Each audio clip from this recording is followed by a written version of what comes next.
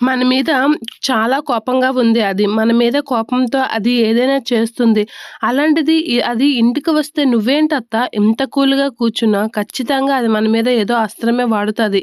మనల్ని బయటికి గెంటేయడానికి అది అది ఏ ప్లాన్ అయినా చేస్తది అత్త. నువ్వేంటి ఇంత కూల్‌గా ఆలోచిస్తున్నావు" అని అనేసరికి, అయితే నీలా నన్ను టెన్షన్ పడమంటావా? అదేదో వచ్చింది అనేసరికి మనమెందుకు టెన్షన్ పడాలి అని అనేసరికి, "నీకేం పోయింది అత్త? పోయేది నా జీవితమే కదా!" అని అంటూ ఉంటుంది స్వాతి. అలా అనేసరికి, "ఏం చేయమంటావు?" అని అనేసరికి, "నేను నా బావకి దగ్గరవ్వాలని అనుకున్నాను. దేవుడు నా ఎవరికో సొంతమయ్యాడని బాధపడ్డాను. కానీ దేవుడు మళ్ళీ నా మీద కరుణించి వాళ్ళిద్దరిని దూరం చేశాడు" అని అనేసరికి, "అయితే ఇప్పుడు ఏం చేయమంటావు?" అని చెప్పేసి శక్తి అంటూ ఉంటుంది. "నీలా టెన్షన్ పడి నేనేం చేయమంటావు?"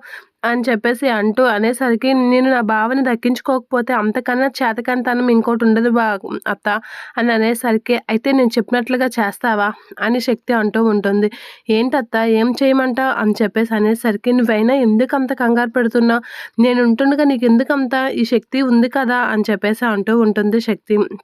"ఏమో అత్త, బావ నాకు దూరం అవుతాడనే భయం చాలా ఎక్కువగా ఉంది" అని చెప్పేసి శక్తి అయితే అంటూ ఉంటుంది. ఇక శక్తితో అయితే, "ఏం చేయమంటావు అత్త? బావ దగ్గరవుతాడు అంటే నేను ఏదైనా చేస్తాను. బావ కోసం నేను ఎంతకైనా తెగిస్తాను.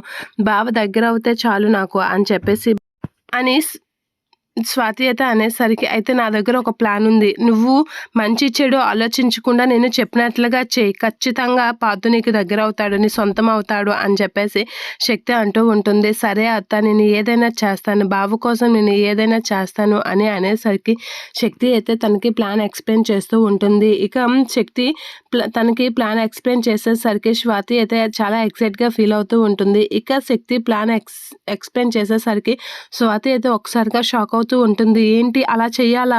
అనైతే షాక్ అవుతూ ఉంటుంది. "ఇలా చేస్తే ఖచ్చితంగా పార్థు నీకు దగ్గరవుతాడు" అని అనేసరికి షాక్‌లో ఉండిపోతూ ఉంటుంది స్వాతి.